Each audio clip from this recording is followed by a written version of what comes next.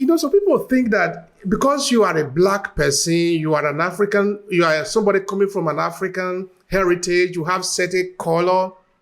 That is why you might have a defect in the way you reason. It is not true. How we reason is a product of both our society and the kind of education we are giving. If we are given a proper education, and the education in this sense become a tool for us to be able to navigate the society. If we are given a good education, there is no way we cannot figure out our way. But if we refuse this in infancy, under the pretense of certain law, certain code, certain discriminatory system, we cannot pretend when we start getting the result that is soft standard. This is part of the society. It has been structured like this. So I think we need to understand also that part. That for several years, the society has been configuring it like this, to be like this. It is not a mistake. Absolutely. Absolutely. It's not a mistake. And there are scholars, there are those who have really put a lot of research and study. They've written books, the likes of which I like to delve into and read in my own right, where it's been said that this is all by design. The system is set up in a way to give certain groups the wealth, the access to resources, the access to education, amongst other things, at the expense of the other group not having the opportunity to receive and be benefactors of those things. And so education is just one example, but you can look at a number of different industries, the medical industry, the entertainment industry. You can look at uh, the legal profession. If you look closely into it, you can see that racism and that institutional discrimination uh, still rearing its ugly head again. Uh, I agree with you in terms of it really being important to talk about history and how there's a residual effect of how history affects us today. Because what is important to understand is that when we speak about Black teachers not being allowed to teach and Black children not and Black students not being allowed to learn, there were laws in place with very harsh, violent consequences if these laws were broken. So the research and the data and the historical accounts talk about children having to hide spellers and books underneath their hats. And if they were caught, their limbs could get cut off or they could get dismembered. We're talking about being imprisoned and being put into jail if you're found with pamphlets and literature and reading materials. We're talking about having churches being burned down. We're talking about having schools being burned down. We're talking about that white surveillance and uh, being fired for trying to find ways to uh, insert into that biased curriculum things that are going to raise and uplift the minds of those Black children. We're talking about even educators even being killed, all at the hands of trying to deposit in the mind of these children positive things, trying to help them understand who they are, helping these children to cultivate their self-worth. And we find that the struggle was not just with the teaching aspect, but even educators who were activists and who advocated for other teachers, whether it was being able to have equal pay or um, equitable pay or equitable salaries or being able to have suitable living conditions or advocating for um, all different types of resources so that way these schools could be safe spaces and safe zones, resources for the maintenance and the upkeep and the overall structure of the school.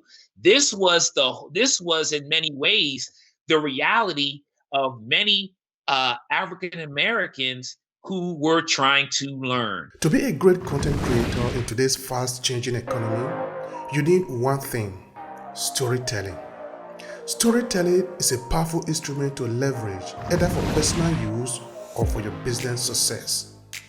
This is why this training class, Storytelling for Content Creator and Digital Entrepreneurs, was created. It is designed to help you leverage the power of storytelling so you can stand out from the crowd and earn more in your business. Come to obeheyawanfo.com/storytelling and learn how to leverage your storytelling skill to earn more as a content creator and digital entrepreneur. You need the power of storytelling to stand out in the competition. So let's explore it together. See you in the class.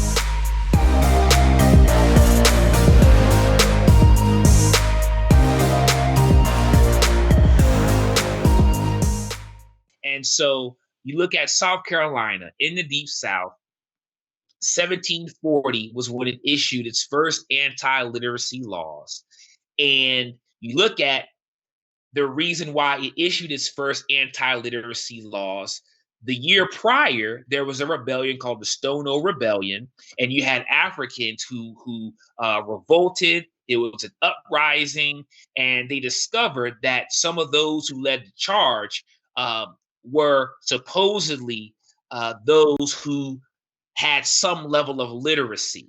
So they were able to link literacy and the capacity and the ability to read and write with those who may be leaders and those who may be leading the charge when it came to uprisings and revolts. It's August, and in a few days ago was around this time years and years ago the Nat Turner uprising, which was in Southampton, Virginia. And Nat Turner, for those who don't know, was a minister.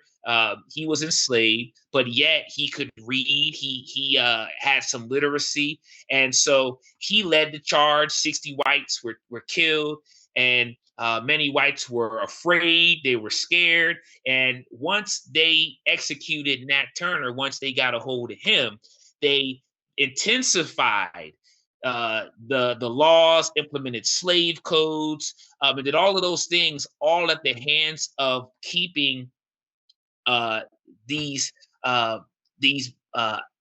Africans from having a chance to be able to be literate.